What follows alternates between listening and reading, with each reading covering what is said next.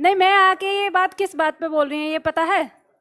मैं दरवाजे में यहाँ एंट्री करने वाली थी, तो मैंने सुना कि क्लास में गाने चल रहे हैं, और ये सुन के मुझे बड़ा आश्चर्य हुआ इस बात का कि आप पढ़ाई करने के लिए बैठे हो यहाँ पर, गाने सुन रहे हो, या तो शॉर्ट वीडियो चल रही होगी, कुछ और थोड़ी ना था। ताज्जुब इस बात का है, मतलब कि पढ़ाई से पहले, और मैं कई बार कह चुकी हूँ कि जिस समय पढ़ने से पहले आते हो उस टाइम मेडिटेशन करना चाहिए। मेडिटेशन का मतलब ये नहीं होता कि आप साधु की तरह आंख बंद करके बैठ जाएं। मेडिटेशन का मतलब होता है कि अपने मन में चल रहे विचारों को शून्य कर दो। अब उससे पहले आप देख रहे हो शॉर्ट वीडियो, आपके दिमाग में तो वही चलेगी ना फिर आगे तक, तो कैसे होगा? आप मतलब अपनी पढ़ाई से 2 मिनट पहले भी नहीं, क्या आपके पास कुछ करने के लिए नहीं था? क्या नहीं था ये आपके पास पढ़ने के लिए? ये पोथी कब पढ़ोगे इसे? हाँ, थोड़ा बहुत भी आप लोगों को ये फिक्र होती है कि हमारे पापा कैसे मेहनत करके कमा के हमें यहाँ पे भेज रहे हैं। अच्छा एक बात बताओ मुझे, यहाँ आप मुखर्जी नगर में आए हो, मुखर्जी नगर में आपके रहने खाने का खर्चा 1,000-2,000 होगा ना? 10,000, 10,000 है ना कम से कम। और आपके पिताजी कितना कमाते हैं? कम से कम 10-12 लाख तो कमाते ही होंगे ना? 1 लाख। अब 1 लाख में से 10,000 निकाल के जरा देखो तो कितना परसेंट तुम पे खर्चा हो रहा है? 10%। और 10% अपनी इनकम का वो इंसान 10% अपनी इनकम का अकेले तुम पे खर्च कर रहा है, और वो 90% में बाकी पूरे घर को चला रहा है।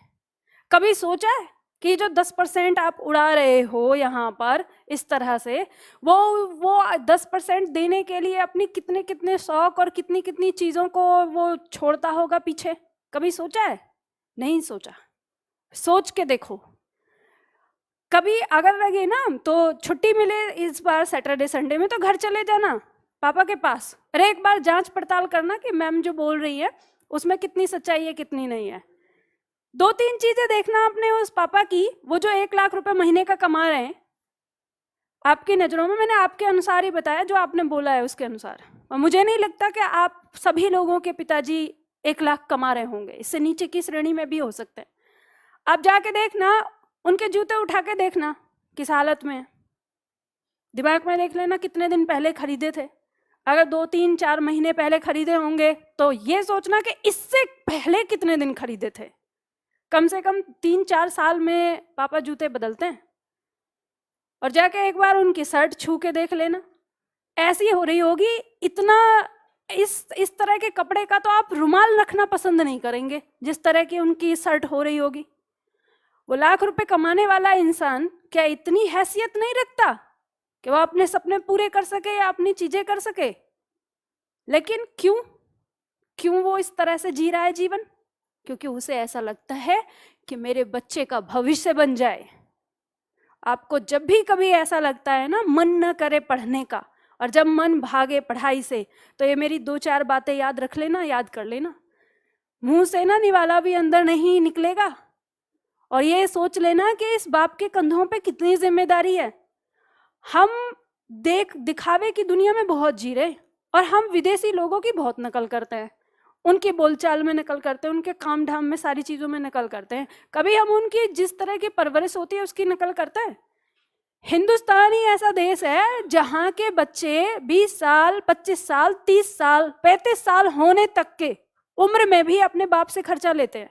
क्या आप लोगों को कभी ऐसा नहीं लगता कि मैं किस दिन अपने बाप के बराबर में खड़ा होऊंगा? किस दिन मैं अपने पिता के साथ कंधे से कंधा मिला के खड़ा होऊंगा? किस दिन मैं 4 पैसे लाके अपने पिता के हाथ पे रखूंगा कि ये लो? अगर इस चीज को सोचना शुरू कर दिया ना, तो ये सब इधर उधर की चीजें, इधर उधर की हरकतें करने का कभी मन नहीं करेगा। मैं आप लोगों को ये बात इसलिए बता रही हूँ कि मैं आप लोगों से इसलिए कह पा रही हूँ कि मैं तो एक लड़की हूँ। मैं एक लड़की होके मैंने अपना बचपन ऐसे जिया है, मैंने अपनी जिंदगी ऐसे जी है। मैं मेरे घर में सबसे बड़ी बेटी हूँ, 4 बहनें हैं हम। और जब मैं ये देखती थी ना गाँव में सारे लोगों को, कि मेरे पापा को लोग ऐसे बोलते थे कि बेटी को क्यों पढ़ा रहे हो, शादी करनी है इनकी, दहेज देना है इनके लिए, तो मेरे पापा उनसे कह देते थे बेटी मेरी है, पढ़ा मैं रहा हूँ, खर्चा मैं कर रहा हूँ, सोच रहा हूँ अपने पैरों पे खड़ी हो जाएंगी तो अपने आप कर लेंगी सब कुछ। तो उस समय ही दिमाग में ये सोचती थी कि बात तो सच है कि 4 बेटियों की शादी करनी है इस पिता को, और ये फिर हमारी पढ़ाई पे भी खर्चा कर रहा है।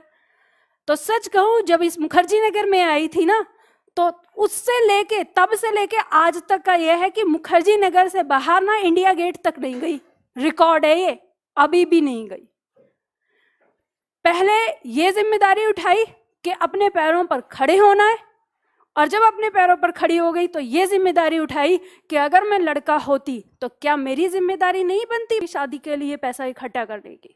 लड़की हूं तो क्या हुआ, एक तरफ लड़के के बराबर के अधिकार मांगती हूँ और जिम्मेदारियों से पीछे हट जाऊंगी?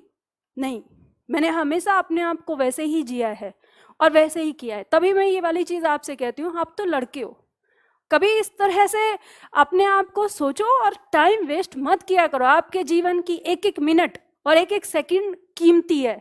याद रखो, ये जो बीत रहा है केवल समय नहीं है, आपका जीवन भी है।